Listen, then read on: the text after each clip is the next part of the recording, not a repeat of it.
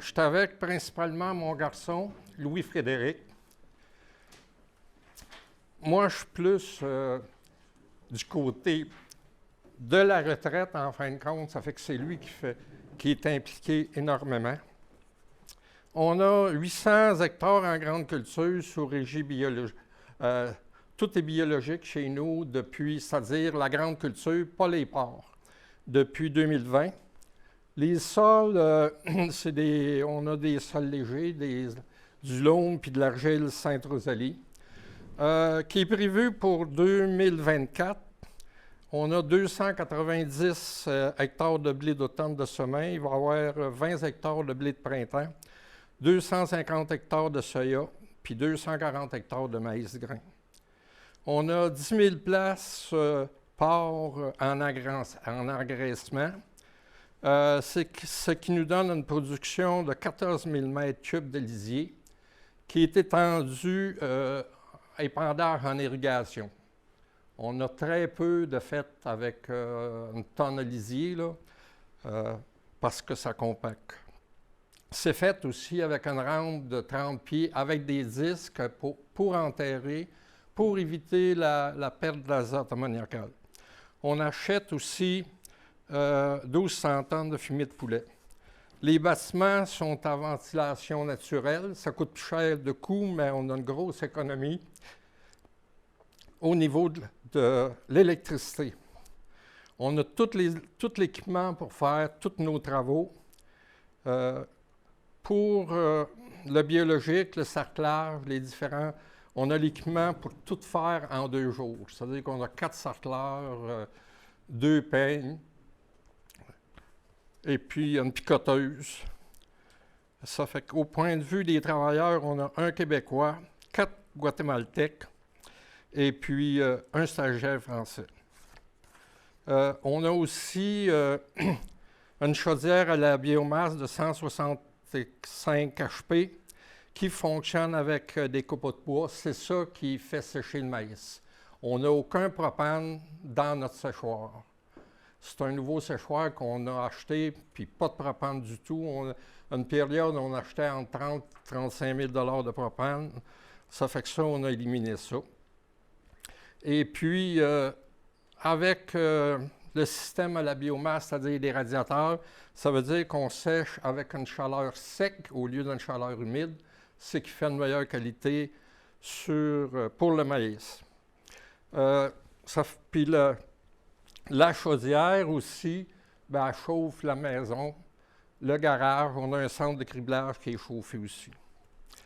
Ça fait que l'objectif pour en arriver au contrôle de nappe, l'objectif, c'est de garder la nappe phréatique à un certain niveau. Ça, c'est pour garder notre eau, en fin de compte, là, parce que... Puis l'autre point qui est très, très important aussi, c'est de garder les nutriments, c'est-à-dire azote, phosphore, pour faire en sorte que ça ne s'en aille pas d'un cours d'eau et puis qu'il y ait pollution avec ça. Ça fait que c'est ça qui est l'objectif. Et puis, de façon générale, ça ne veut pas dire ça. Je ne vous donnerai pas de chiffres pour dire que c'est rentable, que c'est... à chaque année, on a une demi-tonne de plus. C'est qu'il faut regarder la moyenne sur un certain nombre d'années, d'une part, et de regarder le côté environnemental aussi, la qualité de l'eau qui sort. Parce que si on prend 2023, bien avec l'eau qu'on a eue chez nous, ça a fait en sorte que les cultures ont manqué énormément d'azote, en fin de compte, puis nos rendements ont été très, très bas. Le premier contrôle de nappe a été installé, nous autres, à la fin des années 80, par le docteur Broughton, qui était professeur à l'Université McGill. Ça a été bricolé, en fin de compte. Puis, c'est à partir de ce moment-là puis avec lui, qu'on a regardé l'importance des contrôles de nappe. Parce que lui était dans la région, puis il a fait, à Saint-Domingue, il a travaillé beaucoup avec une ferme pour monter la nappe à partir de pomper de l'eau à l'extérieur puis envoyer dans les drains. Puis ça, les résultats de ça, là, ça a été assez ordinaire. Mais par contre, au niveau du contrôle de nappe, garder l'eau qu'on a déjà, ça, c'est assez important. Au niveau, on doit avoir une vingtaine de contrôles de nappe, puis il y en a une bonne quantité qui sont des contrôles de nappe avec une flotte. Ça, comme fonctionnement, c'est moyen. Pour fermer ça, là, c'est pas évident trop. Là, les derniers qu'on a installés, c'est ce type-là. Ça va très, très bien. Il y a des portes qu'on peut ajuster, garder notre nappe à un certain niveau. Et puis après, ben, c'est plus facile qu'avec ceux avec une flotte. Ça fait qu'en gros, c'est les points que je voulais présenter pour la ferme. Merci, M. Joyal. Évidemment, le contrôleur qui est à côté de lui, on va pouvoir à la fin là, passer, si vous voulez, puis regarder ça de plus près. Puis il va pouvoir répondre à vos questions. Mais Evelyne va enchaîner maintenant avec... oui, puis M. Joyal va pouvoir nous alimenter au fur et à mesure de ma présentation sur comment il l'utilise chez lui. Fait que on va en profiter. Donc, c'est ça, je m'appelle Evelyne Mousseau, je suis agronome au groupe ProConseil. Puis, ça fait une douzaine d'années là, que je m'occupe à la fois là, de plans de nivellement, d'aménagement hydro-agricole, puis je suis des fermes aussi dans la vallée du Richelieu. Puis M. Joyal, c'est la première personne qu'on est allé voir en 2017. On est allé visiter ses champs quand on se demandait des contrôles de nappe, ça marche-tu, comment ça fonctionne, puis tout ça. On avait fait une journée champ chez M. Joyal, fait que je suis contente qu'on soit ensemble aujourd'hui pour vous présenter ça. Donc, c'est ça, je vais vous parler de le contrôle de nappe pour essayer de garder l'eau, gérer l'eau, mais aussi pour essayer de réduire les polluants au cours d'eau. Alors, pourquoi le contrôle de drainage? C'est sûr qu'une année comme cette année, tu sais, les producteurs... Oui? Ben, oui. Ah oui, super, OK. Fait que c'est ça, tu sais, cette année 2023, le monde sont comme, ah ouais, des contrôles de drainage, tu veux garder l'eau. Fait que je voulais juste, tu sais, nous mettre dans un état d'esprit, tu sais, de changement climatique. Ça, je vous ai sorti c'est comme le portrait que Agriclimat fait sur les fermes. Tu sais, ils font des diagnostics des fermes, puis moi, je l'ai fait avec plusieurs de mes fermes.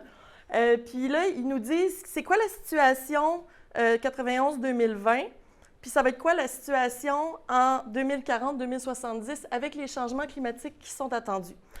Fait que là, ce que vous voyez ici, c'est les précipitations sur l'axe vertical, puis la ligne noire, c'est sur toute l'année comment est-ce que l'eau va se répartir, puis la ligne rouge, c'est dans le futur comment est-ce que ça va se répartir.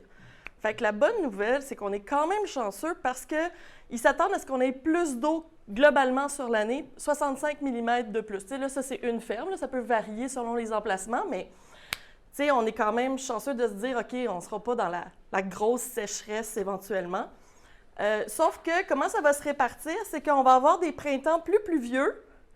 Puis ici, on voit là, qu'on va avoir vraiment, pendant l'été, on va avoir encore plus de manque d'eau. Puis après ça, on va avoir encore plus de pluie à l'automne. Fait que, tu sais, c'est sûr que ça va être à gérer pour à la fois les semis et les récoltes. Fait que, tu sais, la gestion de l'eau pour les sécheresses, ça va continuer dans le futur avec les changements climatiques. Puis, il va quand même y avoir des pluies intenses en été. Fait que, tu sais, on va avoir la même quantité d'eau, mais elle va être, tu sais, ramener dans des épisodes plus extrêmes. Puis là, ça peut varier à chaque année, la différence entre la météo et le climat, là, mais tout ça pour dire qu'on va avoir à la gérer cette eau-là, puis elle va quand même être précieuse pendant l'été. Fait que pourquoi est-ce que je me suis intéressée à ça quand on nous l'a présenté?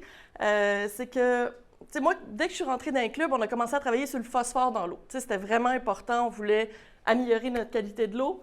Puis, tu sais, on a travaillé beaucoup sur le ruissellement. Tu sais, on est allé poser des aménagements hydro-agricoles partout pour limiter notre phosphore dans nos cours d'eau. Sauf que, tu sais, ce qu'on oublie souvent, c'est qu'il y a beaucoup d'eau qui passe, il y a beaucoup d'eau qui passe par les drains, puis il y a du phosphore qui suit cette eau-là. Donc, ici, je vous ai mis juste comme une une ligne d'une recherche de Miriam McRae. Là, il y en avait beaucoup plus, là, mais juste pour vous résumer, dans les pointes de tarte ici, c'est le phosphore total qui sort du champ. En rouge, c'est de l'eau de ruissellement. Puis en bleu, c'est le phosphore qui est dans l'eau de drainage. Fait qu'on voit que selon le type de sol, le phosphore, il peut sortir majoritairement par les drains, comme dans l'argile ici, surtout si on a des formes de retrait puis que l'eau peut s'engouffrer avec du phosphore particulier. Fait que, tu sais, ça nous dit que c'est bien beau qu'on ait travaillé comme avec l'eau de surface, avec des aménagements hydro-agricoles, mais, tu sais, les drains, on les oublie, ils sont là aussi, puis il y a du stock qui sort par là.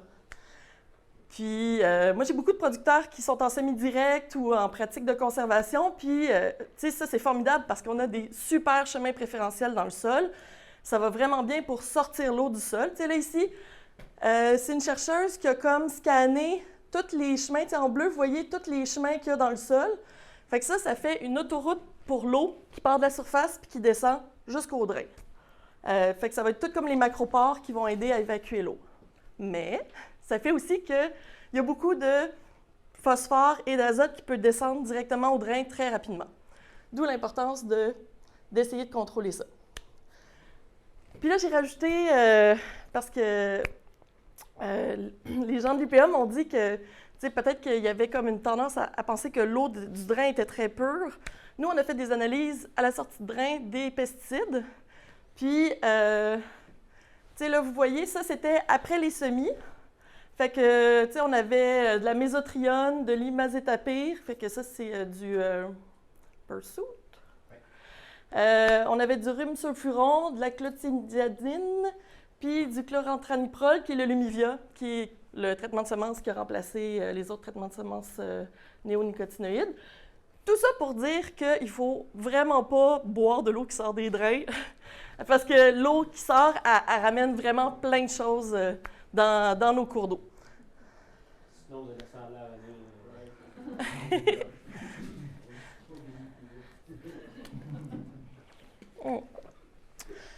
Donc, comment on est arrivé à ça, les contrôles de drainage? Il y a eu une journée champ de c'était une journée en salle de l'IRDA en 2017. Puis, il y avait comme plein de chercheurs qui nous ont expliqué tout ce qui se faisait en Ontario. Puis, il y avait plein de recherches là-dessus. Puis, moi, je n'avais jamais entendu parler de ça. Fait que j'ai trouvé ça intéressant. Puis, pratiquement en même temps, Agriculture Canada nous a contactés pour nous dire, est-ce que vous pensez qu'il y aurait des sites qui seraient corrects pour l'implanter dans le bassin de la rivière des Hurons? Fait que nous autres, on dit, ah ben oui, on va regarder. On leur sort une dizaine de sites. Là, ils se revirent, ils disent, ah, OK, on a 20 contrôles, posez-les. Fait qu'on a fait, OK. On est allé voir les producteurs, on a jasé, on a regardé qu'est-ce qui pourrait être intéressant. Puis finalement, entre 2017 et 2018, on en a posé 14. Après ça, là, on s'est dit, là, il n'y avait plus de financement, mais on trouvait ça plate, de comme lancer ça aux producteurs, puis arrangez-vous. Fait que on s'est fait comme 2 projets qu'on a déposés, une vitrine avec le MAPAC pour aller faire des mesures chez ces producteurs-là, se dire, OK, ça marche-tu vraiment bien, puis est-ce que ça améliore la qualité de l'eau? Puis en même temps, avec l'IRDA, on est allé instrumenter 2 sites pour essayer d'aller chercher encore plus d'informations scientifiques. Fait que c'est les résultats que je vais vous montrer un peu plus loin. Mais avant, on va parler vraiment de comment ça marche. Donc, les critères d'installation, parce que là, je vais vous dire comment, ça peut améliorer la qualité de l'eau puis tout ça, mais ça ne s'installe pas partout, des contrôles de drainage. Fait que c'est vraiment pas une solution universelle. Pour commencer, il faut que ce soit un champ drainé ou en voie d'être drainé. Puis, idéalement, il faut que ce soit un système de drainage avec, une forme assez carrée, parce que, ce qui arrive, c'est que si tu as un champ avec un collecteur puis des latéraux de 1 km, ça va être difficile de garder l'eau sur 1 km de long avec tes latéraux. Fait que ça, des fois, on peut avoir la surprise, d'avoir l'impression qu'on a des longs champs, mais au final, ça reste un système de drainage carré parce que, le collecteur fait plusieurs champs. C'est tout à évaluer. Idéalement, un sol minéral. Puis là, nous, on a travaillé sur des petits champs, entre 2 et 5 hectares. Monsieur Joyal, vous, est-ce que vous avez des champs plus grands que ça qui sont contrôlés? Oui, nous, les plus grands qui sont faits, ils ont 16 hectares. OK. Il y a différentes largeurs. Il y a 175 mètres, c'est-à-dire 3 arpents, 4 arpents et demi. Puis dans les latéraux les plus longs, on a une parcelle qui a 1680 mètres. Ça fait que ça veut dire 840 mètres chaque bouc. Et puis le collecteur est au milieu ou... Non, le collecteur est au bout. OK, OK. À chaque bout. Puis on a fait, c'est-à-dire justement dans cette parcelle-là, Louis, il a fait un test, c'est-à-dire que sur 840, il l'a séparé en deux. Il a sorti 2 collecteurs pour voir s'il y avait une différence. Puis, on s'est aperçu qu'il n'y avait aucune espèce de différence entre les deux. Okay. Le champ est pareil partout. Il n'y a aucune espèce de différence. Ça fait que, faut dire que Louis a fait son cours à McGill, puis, pas parce qu'il l'a fait à McGill, mais je veux dire, il y a eu des cours en drainage, en fin de compte. Ça fait que c'est lui qui calcule le drainage. OK. Et puis, les pentes, nous, on a la pente, en fin de compte, la plus faible. Là. On a des champs très, très plats. Ça fait que c'est partout 0.2. Ça, c'est tout. 0.2, même 0.1. Hein? Chez vous, vous devez avoir du 0.1 facilement. Oui, mais c'est-à-dire qu'ils essayent de travailler à 0.2, mais des places, c'est 0.1. Ça fait que tout part à 6 pieds de profond, là, puis il s'en va avec ça. OK. Pour la surface ou pour le drainage? Dans le fond, vous dites pour les drains, c'est pour il essaie d'être... Bien, quand on a 500, 400, 500, 600 mètres de long, si tu veux arriver puis pas être trop proche ton latéral du haut de la terre puis avoir une pente, bien, il faut que tu partes profond. Ça fait qu'on part, nous autres, au maximum de la draineuse, là.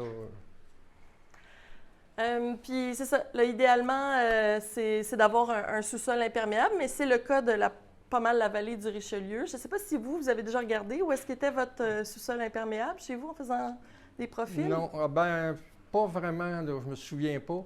Puis nous autres, la façon de fonctionner, étant donné qu'on parle de ça aussi, là, c'est que on a fait beaucoup de drainage, puis la première chose qu'on fait, là, parce qu'à un moment donné, on voulait aller plus vite, puis on faisait du drainage, puis on installait des contrôles de nappe. Et puis, le drainage n'était pas sur la coche. Là, il a resté des rondeaux. Et puis, dans l'argile, quand il reste des rondeaux, ça ne s'améliore pas d'année en année. Il faut revenir à faire un bon nivellement de surface et sous-soler.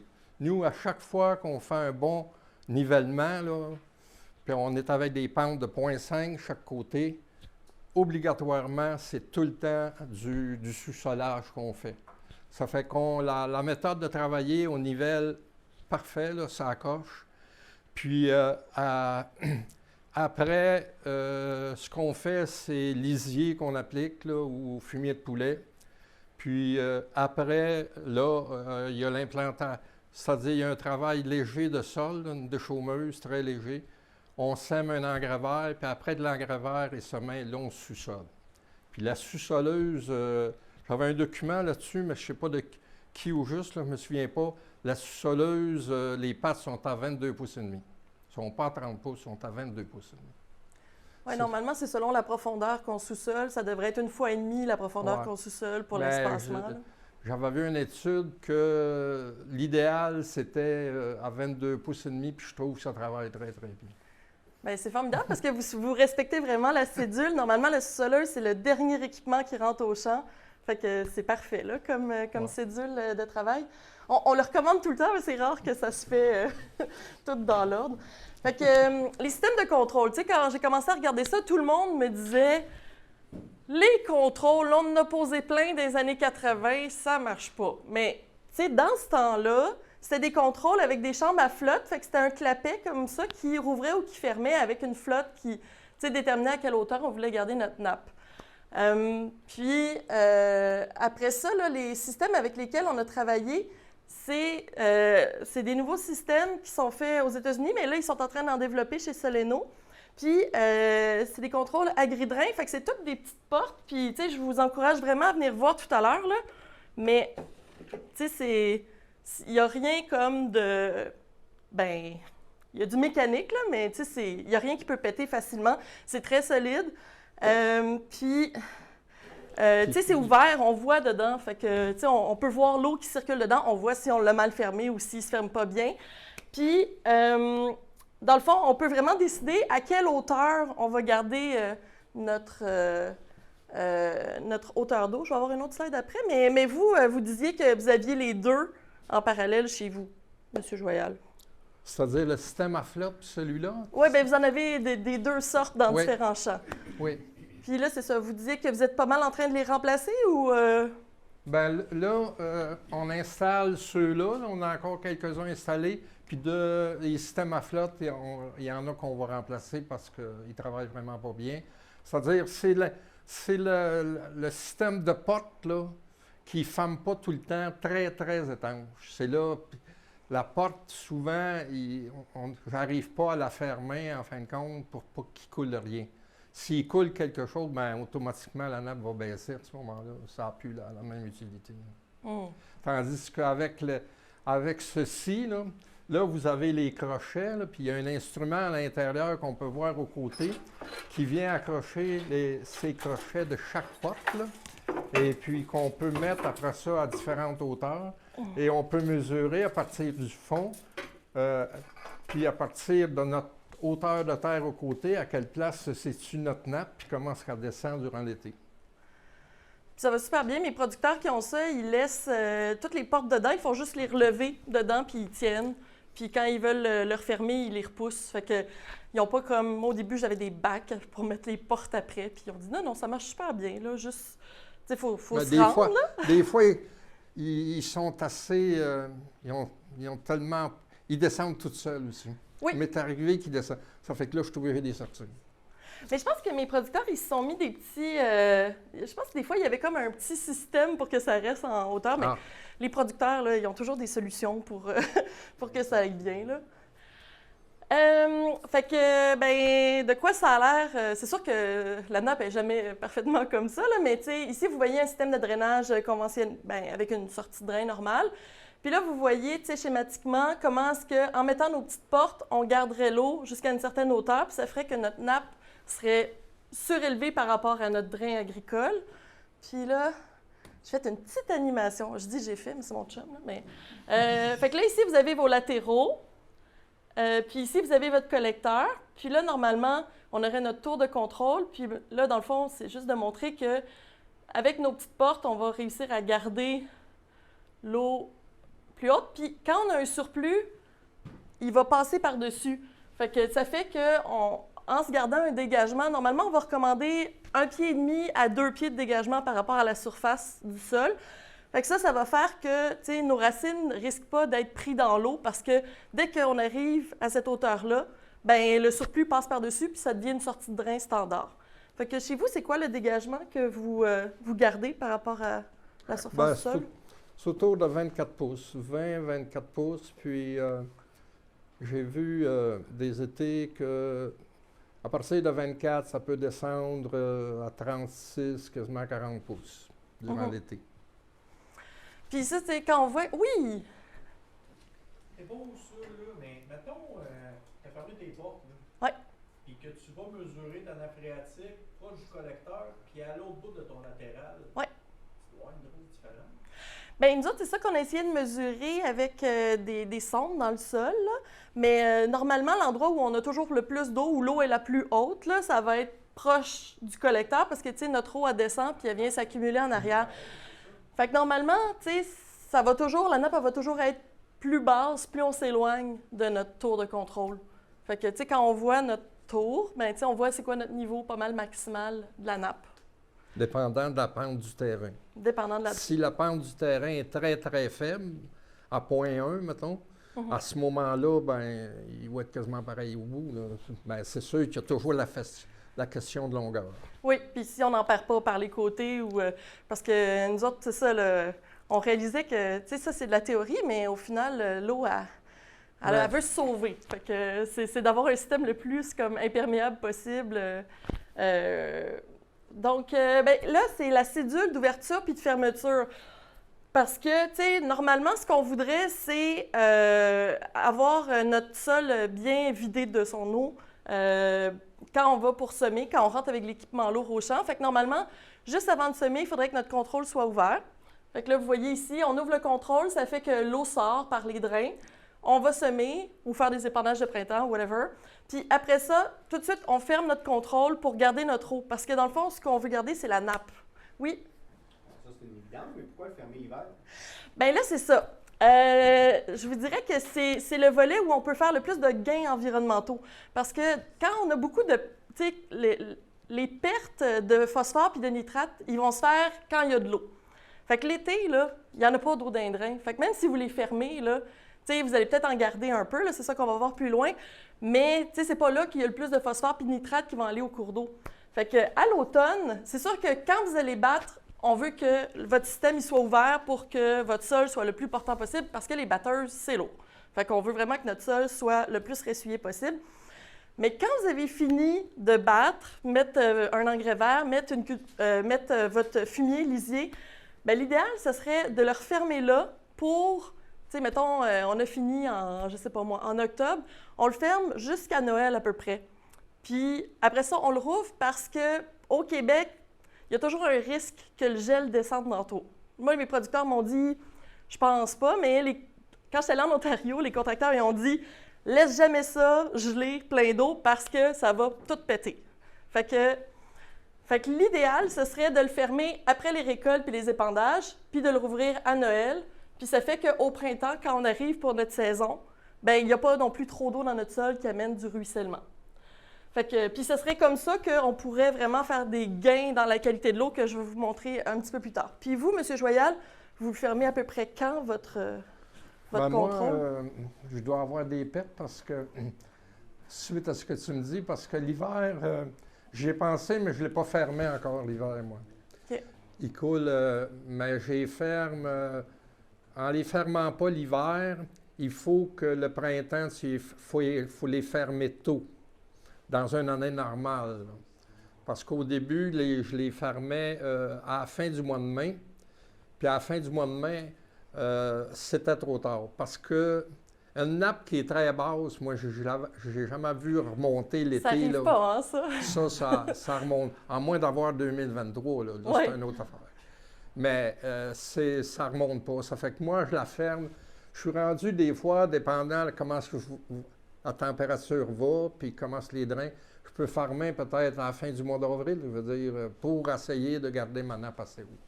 Puis il n'y a pas de problème, en fin de compte, au niveau des semis là-dessus, même si la nappe n'est pas complètement vide, c'est-à-dire qu'elle n'est pas complètement descendue, là, j'ai pas de problème comme tel. Puis après, ben, je la roule avant les récoltes, tout simplement. Mais en 2023, là, ça a été très différent à travailler parce que je les avais fermés, je les ai ouverts, je suivais ça dépendant de l'eau qui tombait, en fin de compte. Là.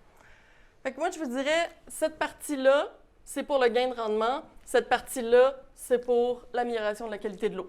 Fait que c'est comme deux trucs différents qui se gèrent différemment dans la saison. Fait qu'une autre petite animation. Fait que là, ça, c'est pour vous montrer pourquoi est-ce que la pente, il faut qu'elle soit basse.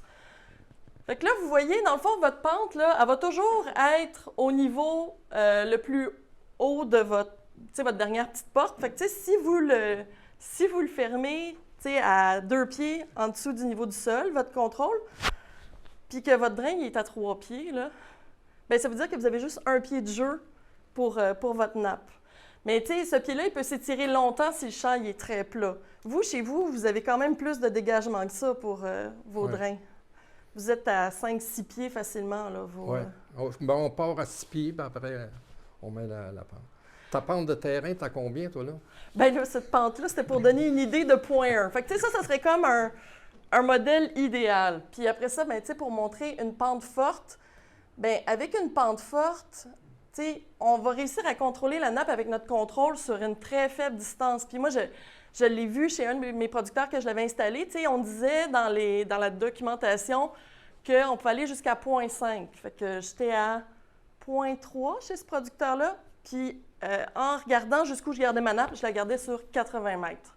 Fait que tu sais, c'était sur un champ qui faisait 1500 mètres, mais qui était splitté en deux avec le système de drainage. Mais tu sais, je pensais pouvoir contrôler jusqu'à 400 mètres. Puis finalement, c'était vraiment pas suffisant. Fait que c'est pour montrer que, tu sais, si on a une pente trop forte, ben ça donnera pas grand-chose, à moins qu'on installe des paliers.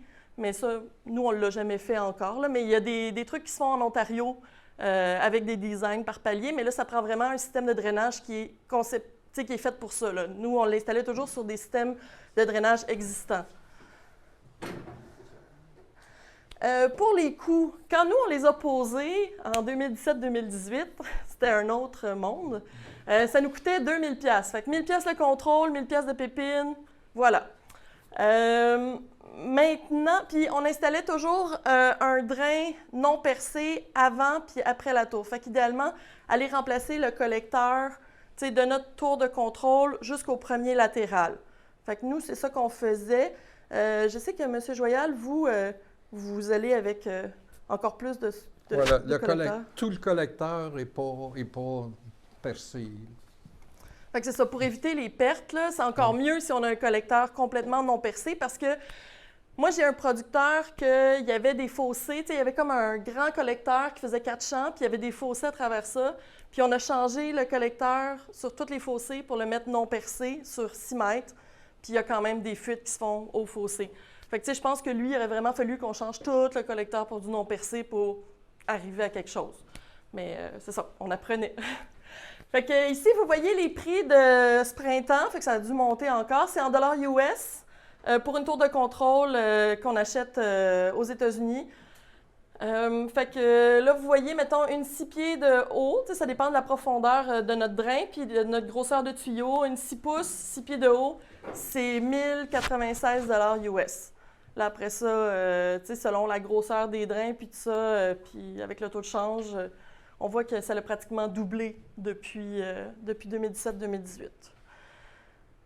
Puis, l'autre grand questionnement qu'on avait quand on les a posés, c'est qu'au départ, dans les guides, ça disait qu'il fallait poser notre tour à un écartement de drain du cours d'eau. Un écartement de drain, là, ça veut dire 45 pieds des fois ou plus. Fait que là, au départ, on s'est dit, les producteurs, ils voudront pas mettre ça en plein milieu du champ, là, c'est même plus dans la bande riveraine, là. Fait que ce qu'on s'est dit, c'est qu'on allait faire des dérivations sur le collecteur pour aller le mettre sur le bord d'un fossé. Comme ça, la tour est comme moins d'un jambe. Mais après coup, quand je suis allée voir des contracteurs en Ontario, ils nous ont dit il n'y aura pas de problème d'érosion ou pas tant de pertes que ça. Fait que, tu sais, nous, on l'a essayé chez des producteurs, on les a posés à la fois avec des dérivations, puis à la fois sur le bord de la rivière des Hurons, qui est quand même une rivière assez creuse. Puis on n'a pas vraiment vu de différence, là. Il n'y a pas eu de problématiques qui sont arrivées sur le bord de la rivière. Puis les deux fonctionnaient très bien. Là. Mais là, le problème, c'est que le producteur, il a bouché son fossé. Fait que là, je finis par me ramasser quand même dans le champ. Là. Puis je pense que, M. Joyal, chez vous, vous l'avez quand même espacé du cours d'eau. C'est-à-dire qu'on met la sortie de drain vis-à-vis le fossé de ligne. Ça fait que là, il y a un bout, parce que le premier latéral n'est pas dans la ligne. Ça fait qu'on met la sortie de drain dans le fossé de ligne. Ou avec un autre parcelle. Là. Ça fait que là, on a un bout de drain, puis le tracteur, il avance en tournant, la sous-soleuse, jusqu'au premier latéral. Ça fait que là, on a un bout. Là. Puis avec ça, on n'a pas de problème, mais il faut bien colmater, c'est-à-dire bien placer la terre autour de ce bout-là, là, puis autour du contrôle de nappe, là, pour pas qu'il y ait de l'érosion, parce qu'il y a une forte pression. Puis ici, c'est pas bien compacté, bien là, il passe. Ça nous est arrivé, là, que l'eau passe au côté du tuyau puis sort au côté du contrôle de nappe. Fait que dans le fond, tu sais, vous tassez carrément ça pour éviter que l'eau qui s'en vient tout droit comme ça prenne le chemin qu'elle est habituée de prendre puis qu'elle contourne la tour de contrôle. Puis, je sais pas si finalement ça avait été ajouté. Ah, OK, parfait. Fait que c'est ça, là, dans le fond, M. Joyal me disait qu'il installe quelque chose comme ça aussi, là, que AgriDrain vend aussi.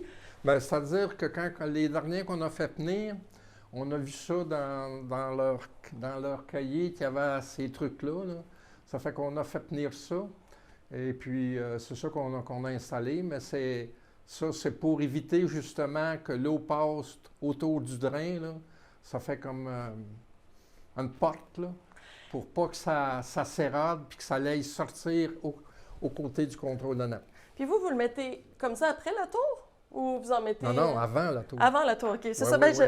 je cherchais sur Internet, puis c'était juste des schémas comme ça, mais je me disais que c'est ça, c'est... Après la tour, il donne Normalement, il ne devrait pas en avoir parce qu'on est dans le trouble si on est rendu déjà après la tour. Mais c'est ça, il n'y avait pas beaucoup de documentation là, sur Internet là-dessus, fait que c'est quand même assez récent. Fait que là, je ne sais pas si vous vouliez compléter les questions pour M. Joyal ou... On pourra y aller à la fin de la OK. présentation. Parfait. Ben, fait que là, dans le fond, on vous a parlé du comment. Maintenant, je vais vous parler des résultats qu'on a eus à la fois avec notre vitrine sur nos... on avait 14 contrôles qui étaient installés, puis avec l'IRDA aussi.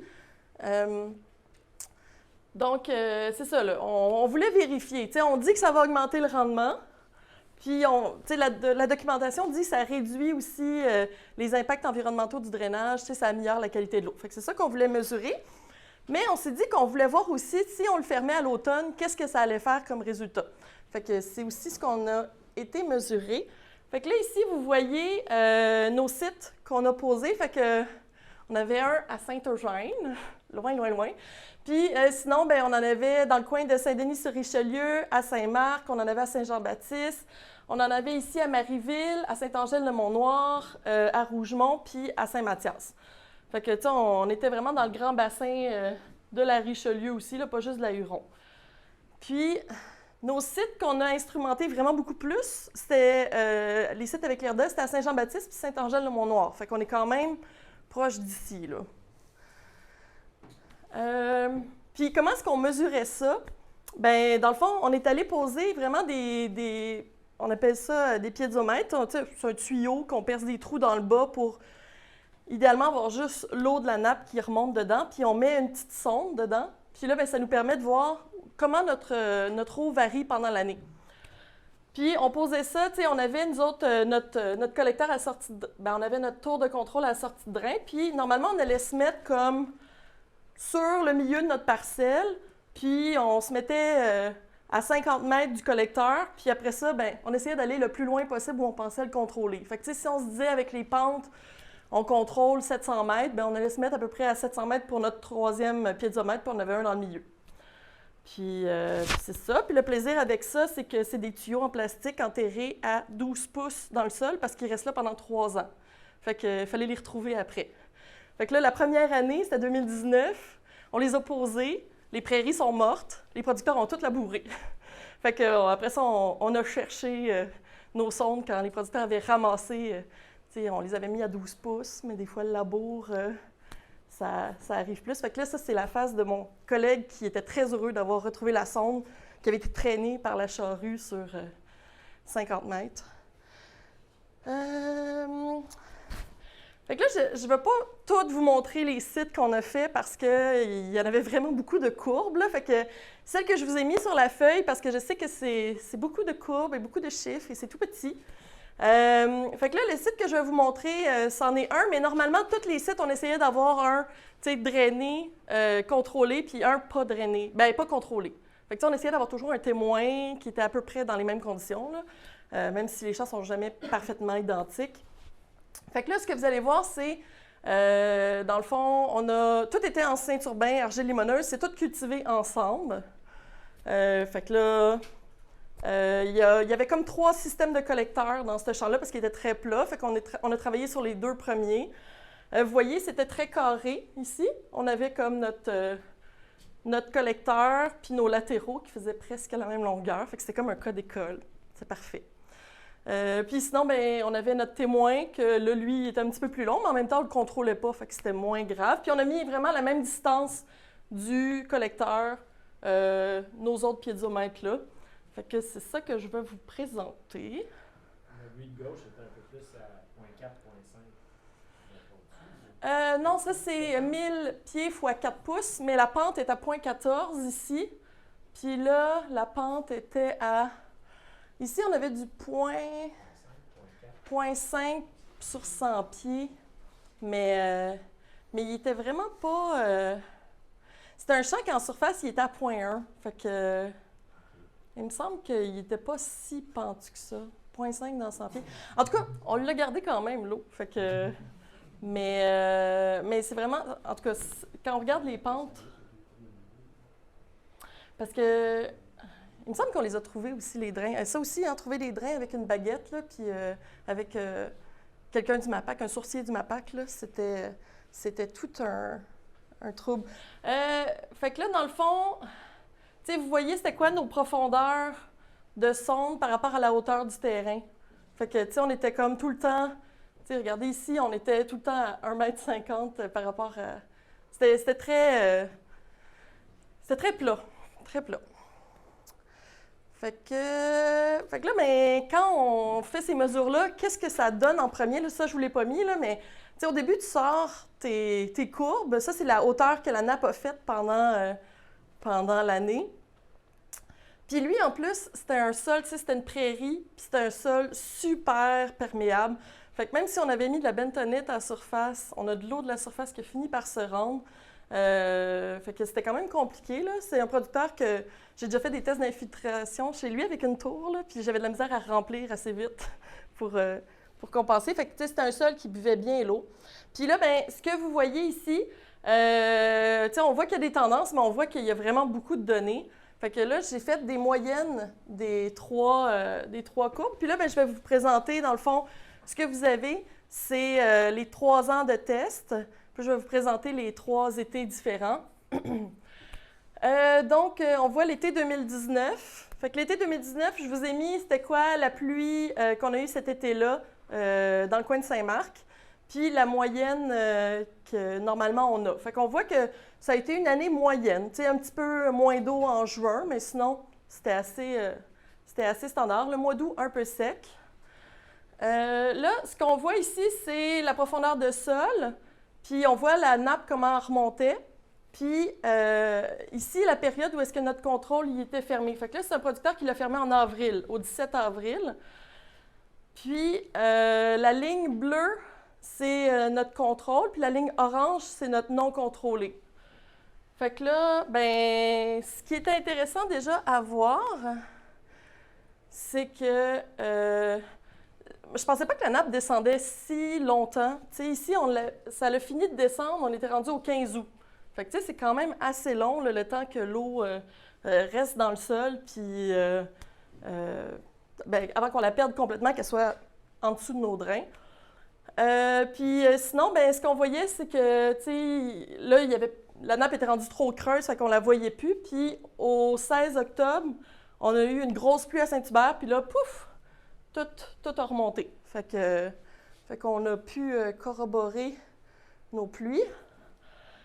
Après ça, été 2020. Fait qu'été 2020, qu'est-ce qui est arrivé?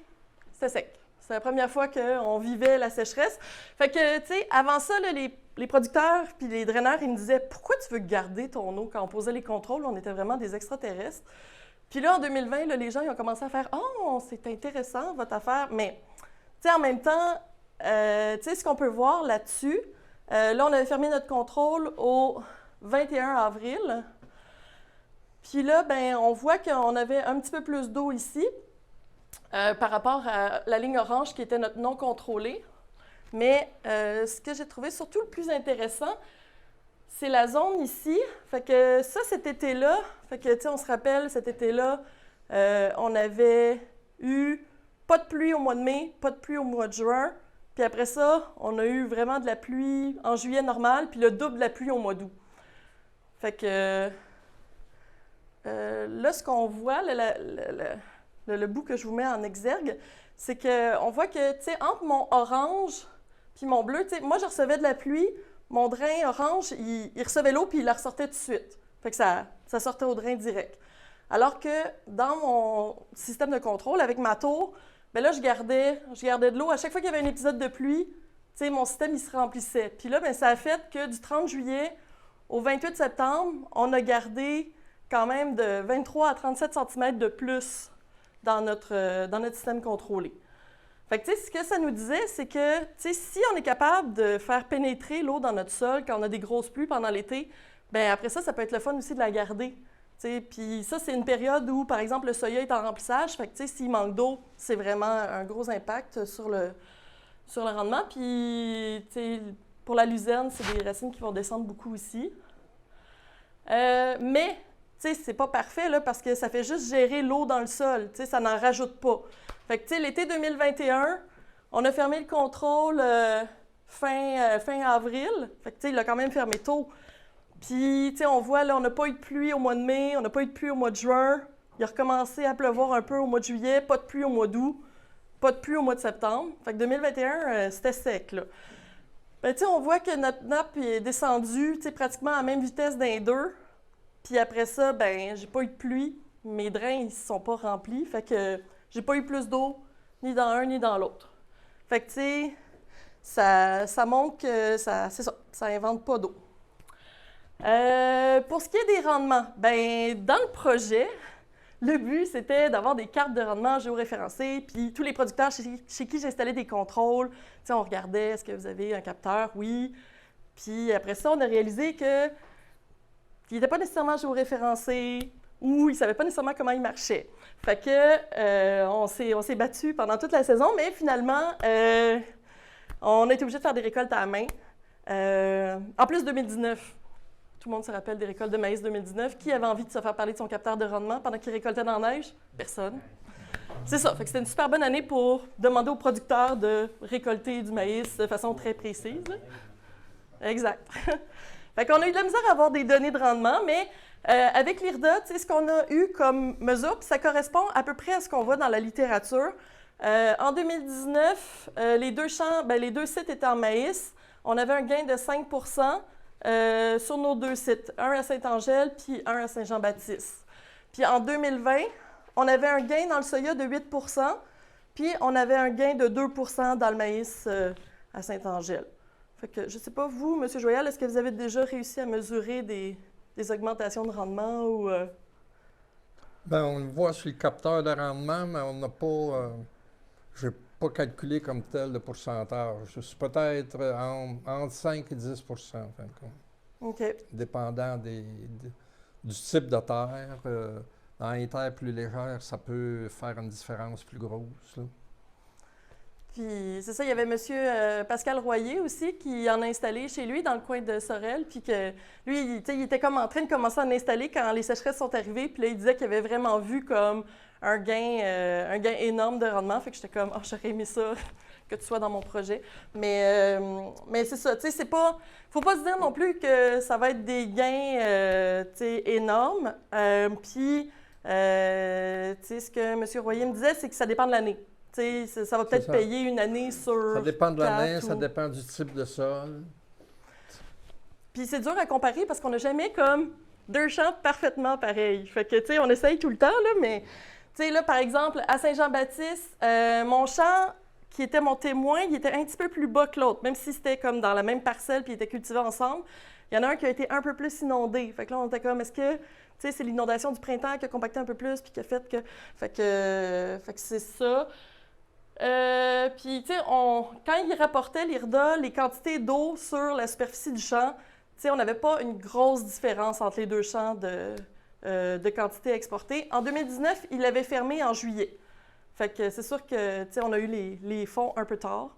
Fait que là, tu sais, finalement, on a mesuré, tu sais, de juillet 2019 au printemps 2021, à peu près. Fait que là, c'est ça pour les gains. Puis après ça, bien, les pertes de nutriments dans l'eau. Fait que là, dans le fond, ce qu'on voulait faire, c'était d'aller prendre des analyses de sol. Tu sais, le producteur épance son fumier, son lisier, il ferme son contrôle. Nous, on va prendre le test dans le champ contrôlé, puis dans le champ à côté qui n'est pas contrôlé, puis là, on va avoir un super résultat. Puis on voulait voir le phosphore, l'azote, puis les coliformes fécaux, parce que ça a été démontré dans des recherches que quand on épand, tu sais, ça peut tout se flusher au cours d'eau.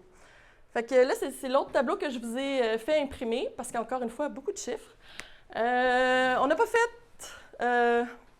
Bien, là, dans le fond, ce que vous avez, c'est vraiment comme les témoins qui n'étaient pas contrôlés. Donc, ce que vous voyez ici, c'est, par exemple, un épandage de lisier de vache au printemps. On est allé tout de suite après une pluie pour que ça puisse descendre au drain.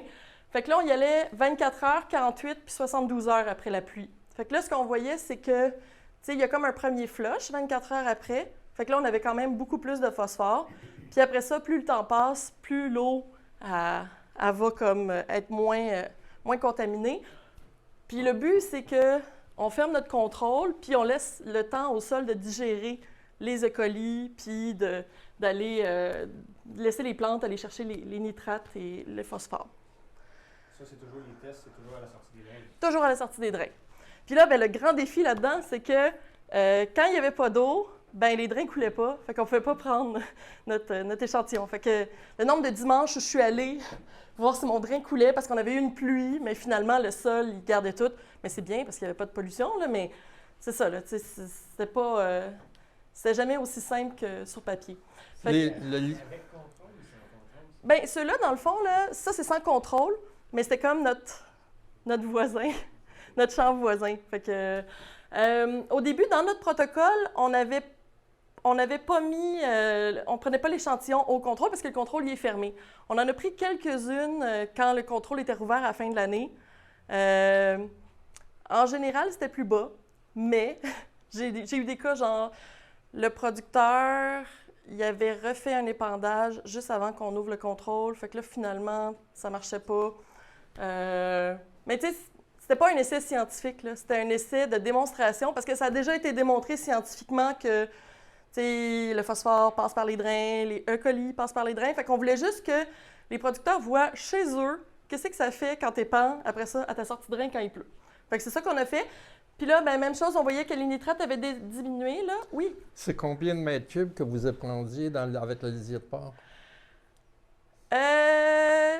Je ne me rappelle pas, mais je pense que le producteur, il était autour de 5-6 000 gallons à l'acre. Fait que... Moi, ça donne quoi en mètres cubes, ça? Moi, je travaille en mètres cubes. Autour de 45, de mémoire, 45 mètres cubes à peu près à l'hectare. OK. Fait que, puis, tu Parce sais... que la quantité de nombre de mètres cubes, ça peut y faire beaucoup, nous autres. Énormément. Puis, tu sais, oui. Nous, au niveau du blé, on met 20 mètres cubes, puis dans le maïs, 35, c'est rare qu'on dépasse 40. Là. Pas même. Ça fait que ça, c'est une autre variable qui est importante là-dedans. Oui, puis le chercheur, tu sais, quand il a fait le test, il était à 10 000 gallons à l'acre. Puis il montrait qu'à 10 000, ça pouvait rentrer direct d'un drain puis aller couler à l'autre bout. Fait que, tu sais, c'est sûr que, tu sais, ça dépend toujours de la dose qu'on met, là, puis de la perméabilité des sols, là. Puis quand c'est ceux qui le font en forfait, ordinairement, c'est beaucoup plus. Ça dépend ce que le producteur demande. Normalement, c'est le producteur qui reste maître d'œuvre. Oui, oui, c'est sûr, mais c'est qu'il fonctionne au gallon. Oui. Et puis, si tu demandes de baisser pour la peine, là, à ce moment-là, le coût d'épandage augmente énormément. Ça fait que de ce que je vois, de ce qui est peint, là, il y en a un dans notre coin qui en fait beaucoup, mais c'est du 55-60 mètres cubes. Là. Bien, c'est sûr que surtout quand on fait venir quelqu'un avec un système d'irrigation, je sais qu'il ne se déplace pas 3 fois. Fait que ça fait partie des contraintes. Mais ce qui est bien, c'est que si on a un contrôle, on peut le fermer puis garder notre stock chez nous. C'est ça. Fait que ici, bon, ben c'est ça. À l'automne, on voit que, tu sais, là, dans ce cas-là, on avait vraiment mesuré aussi des coliformes à la sortie, mais à travers le temps, tu sais, il finissait par en avoir moins. Puis aussi, le phosphore diminuait quand même là, de 0,1 à 0,06, fait que ça diminuait pas mal. Un épandage d'automne, encore là, tu sais, on partait à plus de 100 coliformes, puis on finissait à 14. Puis le phosphore, on partait de 0,5, puis on se rendait à 0,1. Puis finalement, l'épandage de lisier de porc, il y avait quand même des bonnes pertes de nitrate, mais il restait continu dans le temps. Puis c'était le phosphore qui diminuait quand même beaucoup.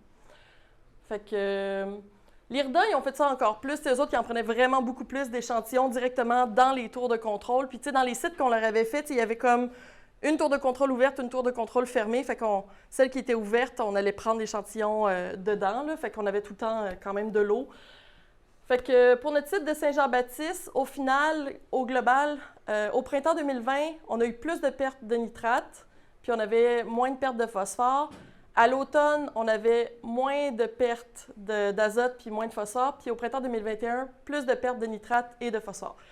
Là, je vous explique. Ça nous a montré qu'il ne faut pas le fermer trop tôt au printemps non plus. Parce que si votre sol il est gorgé d'eau puis qu'on a des grosses pluies au printemps, bien là, ça va faire déborder non seulement votre système de contrôle, puis en plus, ça peut amener du ruissellement.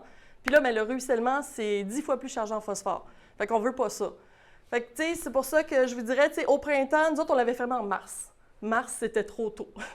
Fait que, il faut vraiment, qu'il soit ouvert pendant l'hiver puis au printemps. Puis après ça, ben c'est ça, autour de avril, mi-avril, fin avril, selon comment on voit que ça coule puis qu'il y a beaucoup d'eau puis qu'il y a beaucoup d'eau d'annoncée, on peut jouer avec ça. Un autre gros tableau, mais juste pour montrer que notre site de Saint-Jean-Baptiste, sur toute la période qui était fermée, on a gardé 76 mm de plus rapporté sur l'ensemble de la superficie. Mais ça faisait quand même une bonne quantité d'eau. Puis là, on a perdu plus de nitrate à cause de nos épisodes de printemps. Mais c'est ça. C'est comme ça qu'on apprend qu'il ne faut pas les fermer trop tôt. Puis sinon, ben, on voit ici les quantités d'eau qui étaient véhiculées. Fait que le contrôlé, c'est le bleu foncé, puis le témoin, c'est le bleu pâle. Fait qu'on voit là qu'au final, au printemps, quand on l'a fermé trop tôt, il y a plus d'eau qui a passé dans notre contrôlé que dans notre pas contrôlé. Fait que ça veut dire que toute l'eau a passé par-dessus nos petites portes. Fait que ça nous montrait, c'est ça, qu'est-ce qu'il fallait pas faire. Puis encore là, les côtés azote, on voit qu'on a le jaune, c'est contrôlé, puis l'orange, c'est le pas contrôlé. Fait que le jaune, on n'a vraiment pas perdu beaucoup de nitrate à l'automne, mais au printemps, on en a perdu énormément. Fait que, encore une fois, ne le fermez pas trop tôt au printemps. Et puis, encore là, le phosphore, on voit que l'été puis l'automne, on a perdu vraiment peu de phosphore avec notre contrôle, mais au printemps, on en a perdu beaucoup. Mon autre site à Saint-Angèle-de-Mont-Noir, on a réussi à économiser comme un 15 mm apporté sur l'ensemble du champ.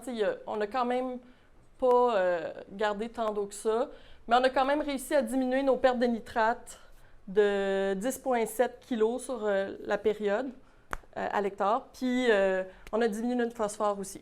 Fait que là, je vais aller... Juste une question. Oui! Comment t'expliques que même si tu avais fermé trop tôt, que tu as plus de nitrate que dans ta sortie de drain qui n'est pas contrôlée?